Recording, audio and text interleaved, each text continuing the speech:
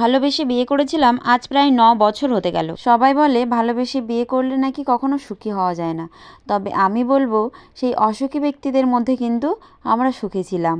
দুজন দুজনকে সব সময় চোখে হারাতাম, কেউ কাউকে ছাড়া এক বিন্দু থাকতে পারতাম না। কিন্তু সুখ কি আর সবসময় সঙ্গ দেয়? দুঃখের আগমন তো ঘটবেই। সেরকম আমার জীবনেও দুঃখের আগমন ঘটে গেল। বিয়ের 2 বছর পর আমাদের একটা মেয়ে হলো, তবে মেয়ে হওয়ার আগে পর্যন্ত কিন্তু আমরা একদম সুখী দম্পতি ছিলাম। অনেকেই আবার আমাদের দেখে হিংসেও করতো।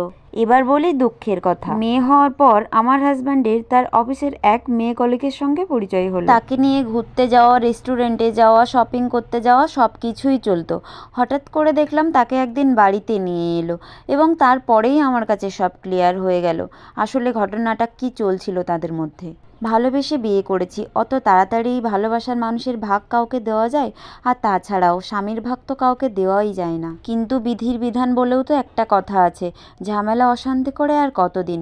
5 মাস পর মেয়ের হাত ধরে চলে গেলাম বাপের বাড়িতে। বাবা মায়ের অমতেই তাকে ভালোবেসে বিয়ে করেছিলাম, তবুও নির্লজ্জের মতো শেষ ভরসা হয়ে তাদের বাড়িতেই গেলাম। মেয়ে তখন সবে সবে হাঁটতে শিখেছে। তখন শুনলাম আমার স্বামী নাকি ওই মেয়েটিকে বিয়েও করে নিয়েছে।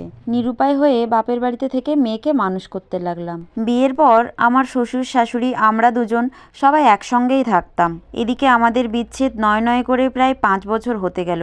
মেয়েকে তখন সবে সবে স্কুলে ভর্তি করব। 5 বছর হয়ে গেলেও আমি ও বাড়ি থেকে আমার কোনো জিনিসই আনিনি, শুধু মেয়ের হাত ধরেই চলে এসেছিলাম। তখন স্কুলে ভর্তি করার জন্য মেয়ের কিছু ডকুমেন্টস দরকার ছিল, সেই জন্যে আমাকে বাধ্য হয়ে ওই বাড়িতে যেতে হয়েছিল। অনেকদিন পর ও বাড়িতে গিয়ে শুনলাম আমার শ্বশুর শাশুড়িকে নাকি তারা বের করে দিয়েছে। তারা কোথায় আছে কেউ জানে না, এবং আমার স্বামীর বর্তমান স্ত্রীর নাকি আমার স্বামী ছাড়াও আরও অনেকের সঙ্গে সম্পর্ক আছে। আমি কোনো ব্যাপারেই কান না দিয়ে আমার কাজ করে চলে এলাম। গল্পটা কেমন লাগলো জানাবেন।